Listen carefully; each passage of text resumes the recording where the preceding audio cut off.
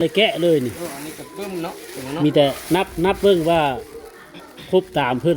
คือแบบเฮียนละ5ชุดเพิ่นว่าโอ้ขอให้ดีแม่แห้งขอบเจ็บจะได้คำคายจะมีอายุมันกว่ายืนสุขมันร่ำรวยเด้อนี่อันนี้โรงเรียนบ้านพุทธขอเนาะแม่นแล้วโอ้อันนี้พอดีมีทางอาจารย์เพิ่นอยู่ทางโรงเรียนวิทยาลัยแห่งชาติเพิ่นภาค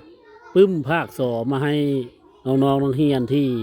ทุกข์ยากอาจารย์เนี่ยพอดีเพิ่นภาคมากก็ภาคมารุนแล้วหรอกแต่ว่า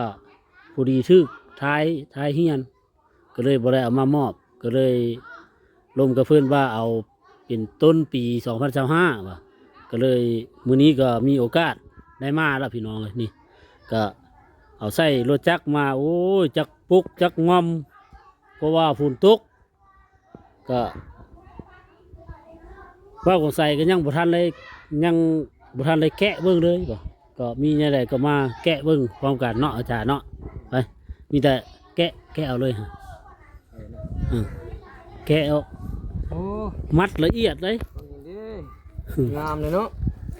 มีแต่เบิ่งนำกันนี่แหละว่ามีอย่างแน่เพราะว่าเสื้อเหลืองมีอย่างเนาะ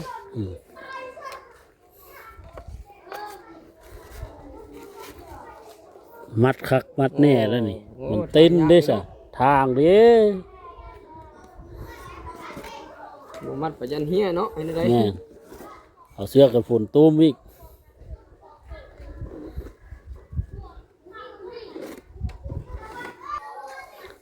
ไปพี่น้องมาจานแกะเบิ้งแน่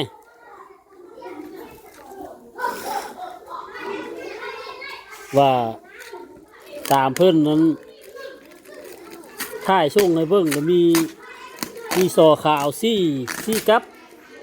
แล้วก็ซอลำ6กับแล้วก็มิกที่ซีเมนมิกปากกามิกกามาแหละ4กับแล้วก็ปึ้มขียัน7ตับแล้วก็โค้งแหลมสอ1กับปึ้มแบบเฮียนป.1 หาป.5ชุดอันนี้ก็เอามาก็ยังบ่ทันเลยแกะเลยนี่มีแต่นับเบิ่งว่า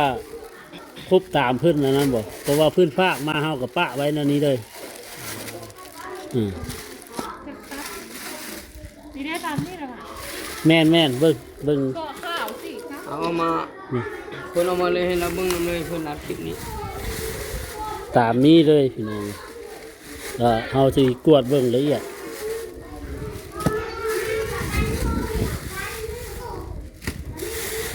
7เนาะครบเนาะนี่แม่น7เอาเบิ่ง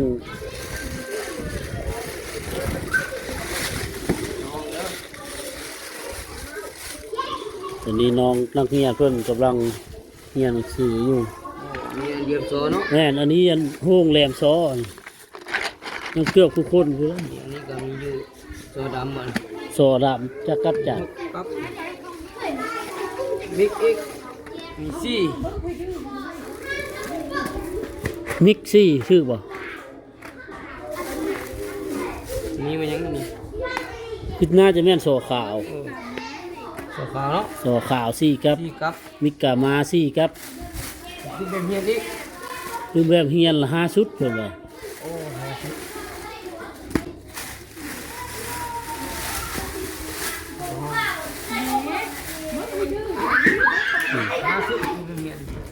50เพิ่งแบบเฮียนก็คันมันบ่ได้บ่ให้ตามบ่อนซื้อนั่นก็เบิ่งตามตัวจริงนี่ฮิตตามรายการนี้เนาะนี่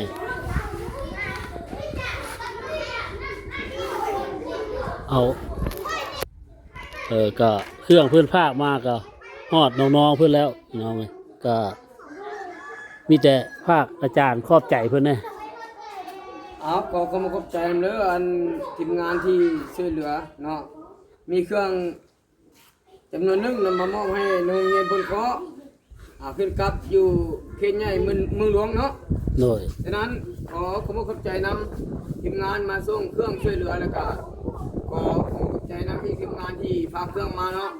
ขอให้ดีไม่แห้งขอบเจ็บจะได้ขอบใครจะมีอายุมันกว่ายืนสมบัติร่ำรวยเด้อ สา ให้เพิ่มไปเรื่อยๆสั้นยังก็ได้ขอขอบใจ โดย